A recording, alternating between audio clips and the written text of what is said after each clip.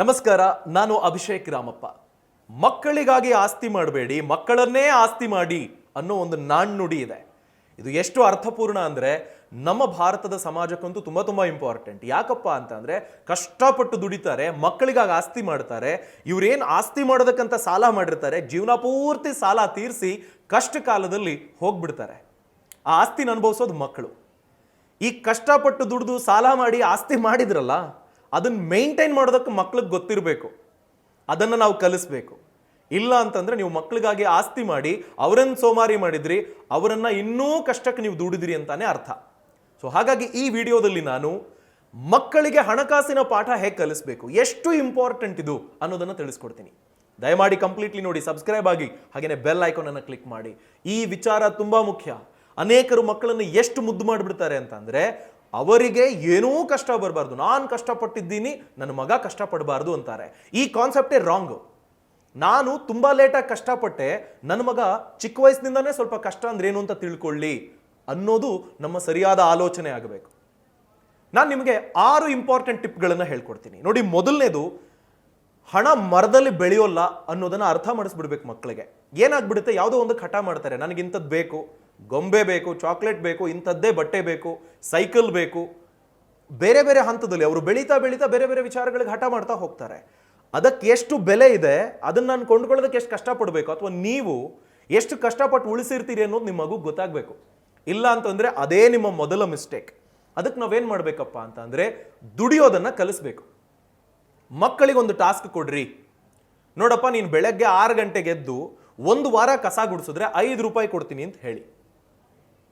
ವಾರಕ್ಕೂ 2 ದಿನ ಟಾಯ್ಲೆಟ್ ತೊಳೆದ್ರೆ 10 ರೂಪಾಯಿ ಕೊಡ್ತೀನಿ ಅಂತ ಹೇಳಿ. 2 ಮಕ್ಕಳಿದ್ರೆ ಕೆಲಸನ ಡಿವೈಡ್ ಮಾಡಿ. ನಿನ್ನ ಬಟ್ಟೆ ನೀನು ತೊಳ್ಕೊಂಡ್ರೆ 20 ರೂಪಾಯಿ ಕೊಡ್ತೀನಿ, 1 ತಿಂಗಳು ನಿನ್ನ ಬಟ್ಟೆ ನೀನು ತೊಳ್ಕೊಂಡ್ರೆ 100 ರೂಪಾಯಿ ಕೊಡ್ತೀನಿ. ಈ ಥರ ಟಾಸ್ಕನ್ನು ಕೊಡಿ ಮಕ್ಕಳಿಗೆ. ತರಕಾರಿ ತರೋಕೆ ಹೋಗ್ತೀರಾ, ಮಕ್ಕಳನ್ನ ಕರ್ಕೊಂಡು ಹೋಗಿ ದುಡ್ಡು ಅವನ ಕೈಲಿ ಕೊಟ್ಟಿರಿ. ನೋಡಪ್ಪ, ಇಷ್ಟಾಗಿದೆ ಕೊಡು ಅಂತ ಹೇಳಿ ಕೊಡ್ತಾನೆ. ಎಷ್ಟು ಚೇಂಜ್ ಬರಬೇಕು ಗೊತ್ತಾಗುತ್ತೆ. ಅಟ್ಲೀಸ್ಟ್ ನಿಮ್ಮ ಮನೆಯ ಅಲ್ಪ ಸ್ವಲ್ಪ ದುಡ್ಡಿನ ವಿಚಾರ ಆದರೂ ಮಗು ಗೊತ್ತಾಗ್ತಾ ಹೋಗಬೇಕು.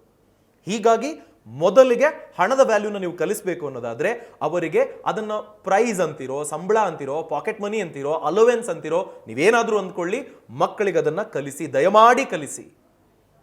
ಫಾರ್ ಎಕ್ಸಾಂಪಲ್, ನೀವು 5 ಮನೆ ಇದೆ ಅಂದ್ಕೊಳ್ಳಿ ನಿಮ್ಮ ಬಿಲ್ಡಿಂಗ್ನಲ್ಲಿ. ನೋಡಪ್ಪ, ನಿನ್ನ ಕೆಲಸ ಮೋಟರ್ ತುಂಬಿಸೋದು, ನೀಟಾಗಿ ಮೋಟರ್ ಆನ್ ಮಾಡಬೇಕು, ಟ್ಯಾಂಕ್ ತುಂಬಿಸ್ಬೇಕು. 1 ತಿಂಗಳು ಏನೂ ತಪ್ಪಿಲ್ಲದೆ ನೀನು ಮಾಡಿದ್ರೆ ನಿನಗಿಷ್ಟು ಕೊಡ್ತೀನಿ, ಕೊಡಿ. ಡೆಫಿನೆಟ್ಲಿ ಕಲಿತಾರೆ. ಅವರಿಗೆ ದುಡಿಯೋದಿಷ್ಟು ಕಷ್ಟ ಅಂತ ಗೊತ್ತಾಗಬೇಕು. ನಾನು ಒಂದು ಇಡೀ ತಿಂಗಳು ಡಿಸಿಪ್ಲಿನ್ ಆಗಿದ್ರೆ 100 ರೂಪಾಯಿ ಸಿಗುತ್ತೆ, ನಮ್ಮ ಅಪ್ಪನ ಹತ್ರ ನಾನು 500 ರೂಪಾಯಿ ಚಾಕ್ಲೇಟ್ ಕೇಳ್ಬಿಟ್ನಲ್ಲ, ಬರ್ತ್ಡೇಗೆ 1000 ರೂಪಾಯಿ ಖರ್ಚು ಮಾಡಿ ಕೇಕ್ ಕಟ್ ಮಾಡಿಸಿದ್ನಲ್ಲ ಅನ್ನೋ ಆಲೋಚನೆ ಅವ್ರಿಗೆ ಬರಬೇಕು. ಪಾಯಿಂಟ್ ನಂಬರ್ 1, ದುಡಿಯೋದನ್ನ ಕಲಿಸ್ಬೇಕು. 2ನೇದು, ಸೇವಿಂಗ್ಸ್ ಅನ್ನ ಕಲಿಸಿ. ಅವ್ರಿಗೆ ಉಳಿಸೋದನ್ನ ಕಲಿಸಿ. ಯಾವುದರ ಮೇಲೆ ಉಳಿಸೋದು? ನೀವು ದುಡ್ದಿರೋದ್ರ ಮೇಲೆ ಅವ್ರು ಉಳಿಸೋದಲ್ಲ. ಅವರೇ ದುಡಿದ ಹಣದಲ್ಲಿ ಅವ್ರು ಉಳಿಸೋ ಥರ ಮಾಡಿ. ಅವರೇ ದುಡಿದ ಹಣದಲ್ಲಿ ನೀವು, ನಾನಾಗಲೇ ಹೇಳಿದ್ನಲ್ಲ, ಕೆಲ ಕೆಲಸಗಳನ್ನು ಕೊಟ್ಟು ಸಂಬಳ ಕೊಡ್ತೀರಿ.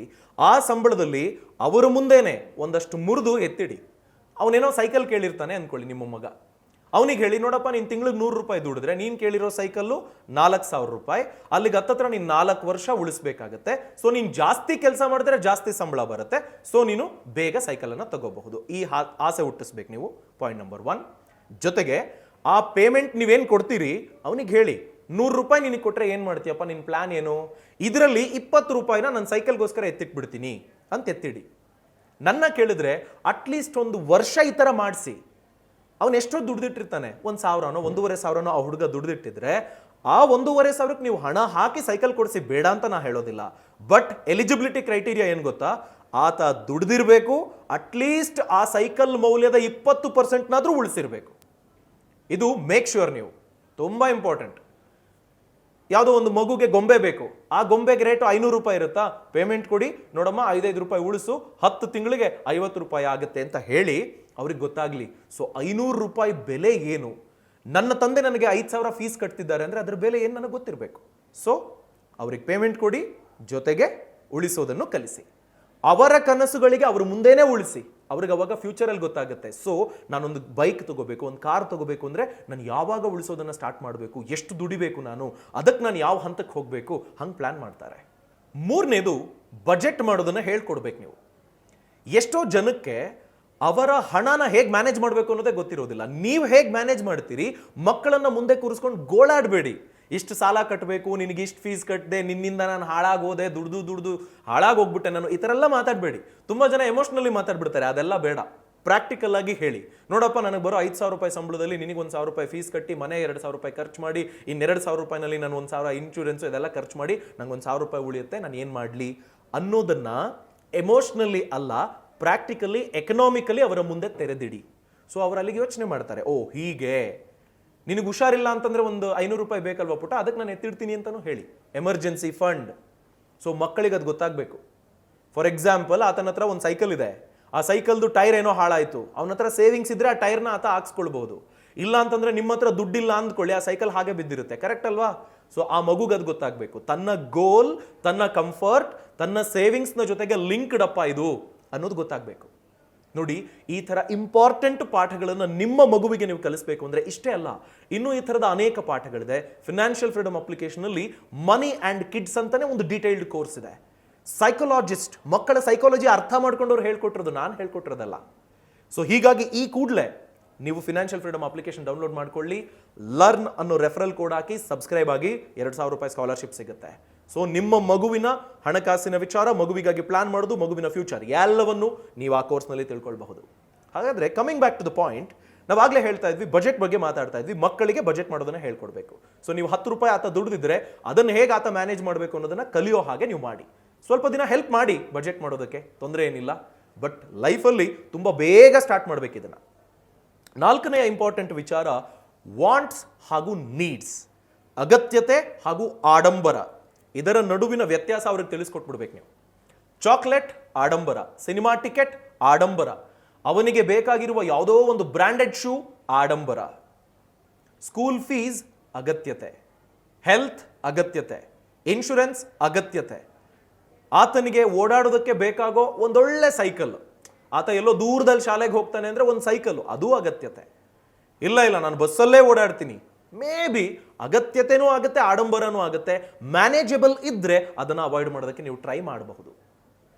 ಇದನ್ನ ಇರೋದಕ್ಕೊಂದೊಳ್ಳೆ ಮನೆ ಅಗತ್ಯತೆ, ಇಲ್ಲ ನನಗೆ ವಿಲ್ಲಾನೇ ಬೇಕು ಆಡಂಬರ, ಓಡಾಡೋದಕ್ಕೆ ಯಾವುದೋ ಸೆಕೆಂಡ್ ಹ್ಯಾಂಡ್ ಬೈಕ್ ಸಾಕು ಅದು ಅಗತ್ಯತೆ, ಇಲ್ಲ ನನಗೆ ರಾಯಲ್ ಎನ್ಫೀಲ್ಡೇ ಬೇಕು ಆಡಂಬರ.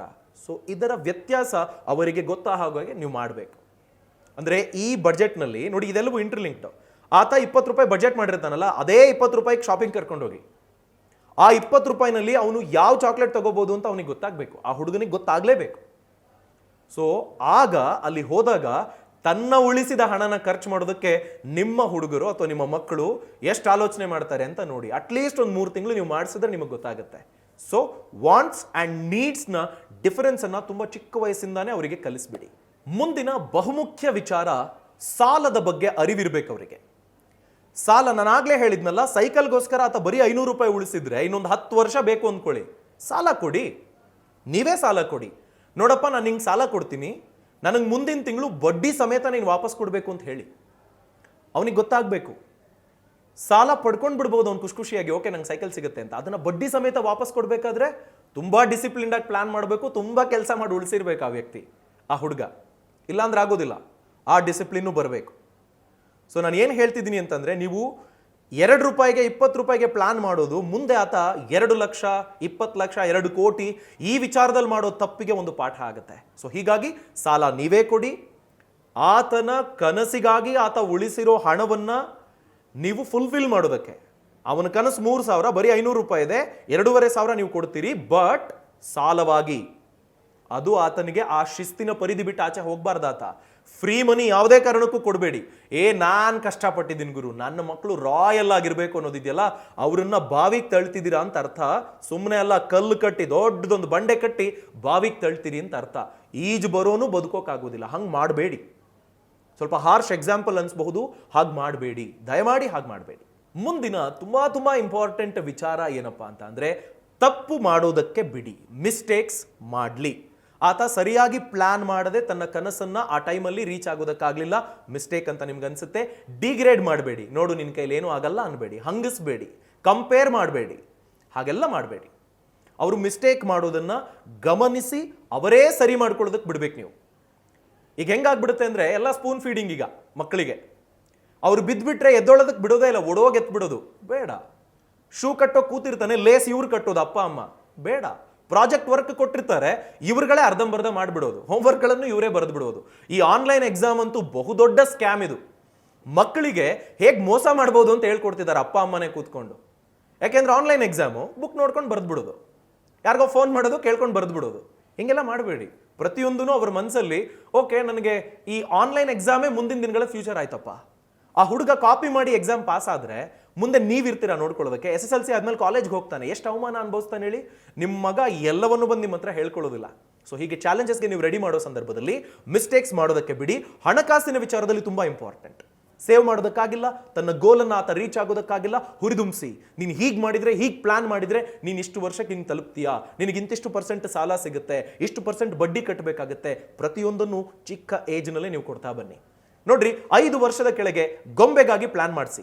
10 ವರ್ಷದ ಕೆಳಗಿನ ವ್ಯಕ್ತಿಗೆ ಆತ ಎಲ್ಲೋ ಒಂದು ಕಡೆ ಟ್ರಿಪ್ ಹೋಗೋದಕ್ಕೆ, ಒಂದು ಕ್ರಿಕೆಟ್ ಬ್ಯಾಟ್ ಅನ್ನು ತಗೊಳ್ಳೋದಕ್ಕೆ, ಒಂದು ಬ್ಯಾಡ್ಮಿಂಟನ್ ರ್ಯಾಕೆಟ್ ಅನ್ನು ತಗೊಳ್ಳೋದಕ್ಕೆ ಪ್ಲಾನ್ ಮಾಡಿಸಿ. 10ನೇ ವರ್ಷ ದಾಟಿದ ಕೂಡ್ಲೇನೆ ಒಂದು ಸ್ಟೂಡೆಂಟ್ ಅಕೌಂಟ್ ಮಾಡಿಸಿ. ಉಳಿತಾಯಕ್ಕೆ ಎಷ್ಟು ಕೊಡ್ತಾರೆ, ಕಾಂಪೌಂಡ್ ಇಂಟ್ರೆಸ್ಟಿಂಗ್ ಅಂದ್ರೇನು, ಈಗ ಸುಕನ್ಯಾ ಸಮೃದ್ಧಿ 10 ವರ್ಷದ ಕೆಳಗಿನ ಮಕ್ಕಳು ಅದಕ್ಕೆ ಎಲಿಜಿಬಲ್ ಇರ್ತಾರೆ. ಅವರಿಗೆ ಹೇಳಿ, ನೋಡಪ್ಪ ನಿನ್ನ ಅಕೌಂಟ್ ನಿನಗಾಗಿ ಮಾಡಿರೋ ಒಂದು ಯೋಜನೆಗೆ, ಆ ಮಗುವಿಗಾಗಿ ಮಾಡಿರೋ ಯೋಜನೆಗೆ ಇಂತಿಷ್ಟು ಹಣ ಹಾಕ್ತಿದ್ದೀವಿ, ಇಷ್ಟು ವರ್ಷಕ್ಕೆ ಇಷ್ಟು ಬೆಳೆಯುತ್ತೆ ಹೇಳಿ. ಲಾಕ್ ಇನ್ ಪೀರಿಯಡ್ ಅಂದ್ರೆ ಏನು ಅಂತ ಹೇಳ್ಕೊಡಿ, ಕಾಂಪೌಂಡಿಂಗ್ನ ಲಾಭ ಏನು ಅಂತ ಹೇಳ್ಕೊಡಿ. 15 ವರ್ಷ ಆದಮೇಲೆ ಕಾಲೇಜ್ ಫೀಸ್ನ ಬಗ್ಗೆ ಅವರು ಪ್ಲಾನ್ ಮಾಡೋ ಥರ ಇರಬೇಕು. ಅಟ್ಲೀಸ್ಟ್ ಅವರು 20 ವರ್ಷಕ್ಕೆ ಬರೋದ್ರೊಳಗಡೆ ಇನ್ವೆಸ್ಟ್ ಮಾಡಿ ನನ್ನ ಫ್ಯೂಚರ್ ನಾನು ಸೇಫ್ ಮಾಡ್ಕೊಂಡಿದ್ದೀನಪ್ಪ ಅನ್ನೋ ಮಟ್ಟಿಗೆ ಅವ್ರು ಬರಬೇಕು. ಅದನ್ನು ನೀವು ಮಾಡೋದಕ್ಕೆ ಸಾಧ್ಯ. ನೋಡಿ, ಒಂದು ಸ್ಟಡಿ ಹೇಳುತ್ತೆ, ತುಂಬ ಶಾಕಿಂಗ್ ರಿವಿಲೇಷನ್ ಇದು, ಅದನ್ನು ನಾನು ನಿಮ್ಗೆ ಹೇಳ್ತೀನಿ. ನೋಡಿ, 15 ವರ್ಷದಿಂದ 20 ವರ್ಷದ ಒಳಗಿನ ಒಂದು ಮಕ್ಕಳ ಬಗ್ಗೆ ಒಂದು ಸರ್ವೆ ಮಾಡಲಾಗಿದೆ. 20 ದೇಶದಲ್ಲಿ ನಡೆಸಿರುವ ಸರ್ವೆ ಇದು. ಇದರಲ್ಲಿ 4ರಲ್ಲಿ 1 ಮಗು ಅಂದರೆ 25% ಮಕ್ಕಳಿಗೆ ಅವರ ಎವ್ರಿಡೇ ಖರ್ಚಿನ ಬಗ್ಗೆ ಪ್ಲಾನ್ ಮಾಡೋದಕ್ಕೆ ಬರೋದಿಲ್ಲ. 10 ರೂಪಾಯಿ ಕೊಟ್ಟು ಹೋಗಪ್ಪ ನೀನು ಶಾಲೆಗೆ, ನೀನು ಬಸ್ಸಲ್ಲಿ ಅಂತಂದ್ರೆ ಗೊತ್ತಾಗೋದಿಲ್ಲ ಅವರಿಗೆ. ಎಷ್ಟು ಕೊಡ್ಬೇಕು, ನಾನು ಏನು ಮಾಡಬೇಕು, ಹೆಂಗೆ ಮ್ಯಾನೇಜ್ ಮಾಡಲಿ ಗೊತ್ತಾಗೋದಿಲ್ಲ. 25% ಮಕ್ಕಳಿಗೆ. ನೋಡಿ, 94% ಮಕ್ಕಳು ತನ್ನ ಕುಟುಂಬದಿಂದಾನೇ ಅವರು ಹಣಕಾಸಿನ ಪಾಠ ಕಲಿಯೋದು. 94% ಮಕ್ಕಳು. ಇನ್ನು 10% ಮಕ್ಕಳು ಈ ಫಿನಾನ್ಷಿಯಲ್ ಲಿಟ್ರಸಿ ಇಟ್ಕೊಂಡು, ಅಂದ್ರೆ 94% ಮನೆಯಿಂದ ಕಲಿತಾರೆ, ಕಲಿದೇ ಹೋದ್ರೂ ಸಹ ಇನ್ನು 10% ಇದ್ದಾರಲ್ಲ, ಫಿನಾನ್ಷಿಯಲಿ ಎಷ್ಟು ಕಷ್ಟಪಡ್ಬೋದು ಯೋಚನೆ ಮಾಡಿ ನೀವು. ಅಂದ್ರೆ ಕಲಿಸಿದರೆ ಯಾವ ಹಂತದಲ್ಲಿ ನೀವು ಕಲಿಸ್ತೀರಿ, ಎಷ್ಟು ಅದೊಂದು ಹಂತದಲ್ಲಿ ನೀವು ಕಲಿಸ್ತೀರಿ ಅನ್ನೋದು ಇಂಪಾರ್ಟೆಂಟ್ ಆಗುತ್ತೆ. ಯಾಕಪ್ಪ ಅಂತಂದ್ರೆ ನೀವು ತುಂಬಾ ಸ್ಟ್ರಿಕ್ಟ್ ಆಗಿ ಕಂಜೂಸಿತನ ಮಾಡೋದು ಹೇಳ್ಕೊಡೋದಲ್ಲ, ಪ್ಲಾನ್ ಮಾಡೋದನ್ನ ಹೇಳ್ಕೊಡೋದು. ಹೀಗೆ ಮಾಡೋದ್ರಿಂದ ಡೆಫಿನೆಟ್ಲಿ ನಮ್ಮ ಫ್ಯೂಚರನ್ನು ನಾವು ಸೆಕ್ಯೂರ್ ಮಾಡಿದಂತಾಗುತ್ತೆ. ನೀವು ಮಾಡಿದ ತಪ್ಪುಗಳು ನಿಮ್ಮ ಮಕ್ಕಳು ಬೇಗ ಮಾಡಿದರೆ ನಿಮಗಿಂತ ಜಾಸ್ತಿ ಯಶಸ್ವಿ ಆಗ್ತಾರೆ ಅನ್ನೋದು ಲಾಜಿಕ್ಕು. ನೀವು ಮಾಡಿದ ತಪ್ಪುಗಳು ಮಕ್ಕಳು ಮಾಡಲೇಬಾರ್ದು ಅಂತ ಅಂದ್ಕೊಂಡ್ರೆ ಅವರನ್ನ ದಡ್ರನ್ ಮಾಡ್ತಿದ್ದೀರಿ ಅಂತ. ಅದರರ್ಥ ತಪ್ಪುಗಳನ್ನು ಮಾಡೋವರೆಗೂ ವೆಯ್ಟ್ ಮಾಡಿ ಅಂತಲ್ಲ, ಗೈಡ್ ಮಾಡಿ. ಬಟ್ ಸಣ್ಣ ಸಣ್ಣ ತಪ್ಪುಗಳನ್ನು ಅವ್ರು ಮಾಡೋದ್ರಿಂದ ಕಲಿತಾ ಹೋಗ್ತಾರೆ. ಸೊ ನೀವೆಲ್ಲರೂ ಇದನ್ನು ಮಾಡ್ತೀರಿ ಅಂತ ನಾನು ಭಾವಿಸಿದ್ದೀನಿ. ಈ ಮಾಹಿತಿ ನಿಮ್ಗೆ ಇಷ್ಟ ಇದ್ರೆ ದಯಮಾಡಿ ಲೈಕ್ ಮಾಡಿ, ಶೇರ್ ಮಾಡಿ. ಹಾಗೆಯೇ ಯಾರಿಗೆ ಅಗತ್ಯತೆ ಇದೆಯೋ ಅವರಿಗೆ ಇದನ್ನು ಕಳಿಸಿಕೊಡಿ, ಈ ಲಿಂಕನ್ನು. ಆ್ಯಂಡ್ ಮೋರ್ ಓವರ್, ನಾನು ಆಗಲೇ ಹೇಳಿದ್ನಲ್ಲ, ಮನಿ ಆ್ಯಂಡ್ ಕಿಡ್ಸ್ ಅನ್ನೋ ಬ್ಯೂಟಿಫುಲ್ ಕೋರ್ಸ್ ಇದೆ. ಈ ಕೋರ್ಸ್ ಡೆಫಿನೆಟ್ಲಿ ನೀವೆಲ್ಲರೂ ಇಷ್ಟಪಡ್ತೀರಿ. ಈ ಕೂಡಲೇ ಫಿನಾನ್ಷಿಯಲ್ ಫ್ರೀಡಮ್ ಅಪ್ಲಿಕೇಶನ್ ಡೌನ್ಲೋಡ್ ಮಾಡ್ಕೊಳ್ಳಿ, ಸಬ್ಸ್ಕ್ರೈಬ್ ಆಗಿ. ಲರ್ನ್ LEARN ಅನ್ನೋ ಕೋಡನ್ನು ಬಳಸಿದ್ರೆ ನೀವು ಈ ಮನಿ ಆ್ಯಂಡ್ ಕಿಡ್ಸ್ನ ಜೊತೆಗೆ ಇನ್ನೂ 70ಕ್ಕೂ ಹೆಚ್ಚು ಡೀಟೇಲ್ಡ್ ಕೋರ್ಸ್ಗಳನ್ನು ನಿಮ್ಮ ಆದಾಯ ಹೆಚ್ಚಿಗೆ ಮಾಡ್ಕೊಳ್ಳೋದಕ್ಕೆ, ನಿಮ್ಮ ಲೈಫ್ನ ಇನ್ನೂ ಸೆಕ್ಯೂರ್ ಮಾಡ್ಕೊಳ್ಳೋದಕ್ಕೆ ಸಾಧ್ಯ. ಈ ಕೂಡಲೇ ಡೌನ್ಲೋಡ್ ಮಾಡ್ಕೊಳ್ತೀರಾ ಅಂತ ನಾನು ಅಂದ್ಕೊಂಡಿದ್ದೀನಿ. ನಮಸ್ಕಾರ.